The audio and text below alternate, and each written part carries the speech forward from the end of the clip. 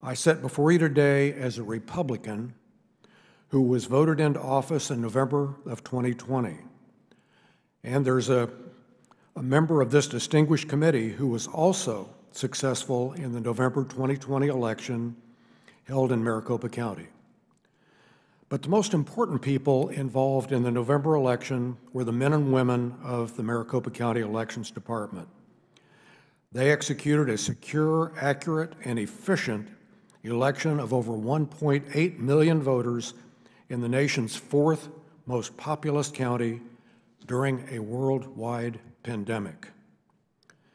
Our election department was praised by election experts throughout the country, and we received an award from the National Association of Counties.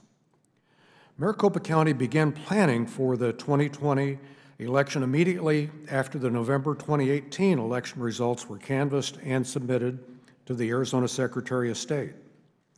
The county began to assess staff, processes, and equipment needs in anticipation of the 2020 election cycle and taking appropriate action to complete that preparation, because we also knew that the election results in Maricopa County would play a pivotal role in both the outcome of the presidential race and the U.S. Senate chamber political makeup. I'm very proud of the efforts we put forth to prepare.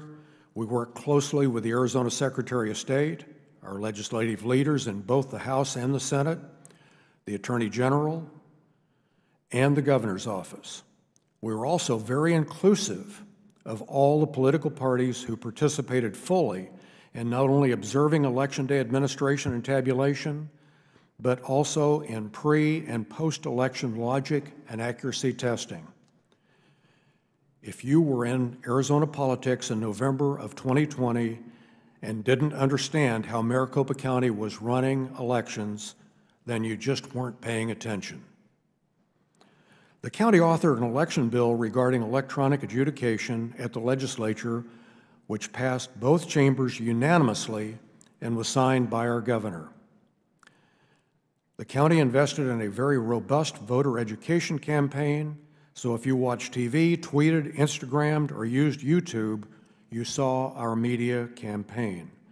We implemented the technology to educate our residents on when and how to register, how you can vote, where you can vote, and the wait times at the polling locations, all by pushing a button on your phone. We ran a presidential preference election in February. All participants agreed it was well run and accurate. We ran the primary election in August of 2020. Again, the public, the candidates, and the political parties all agreed the county's election execution was excellent. We ran the 2020 general election in November, and suddenly, what to that point had been a great process was deemed fatally flawed by a small yet loud minority. I dare say if you're a student of Maricopa County Republican election history, you are not surprised by the results.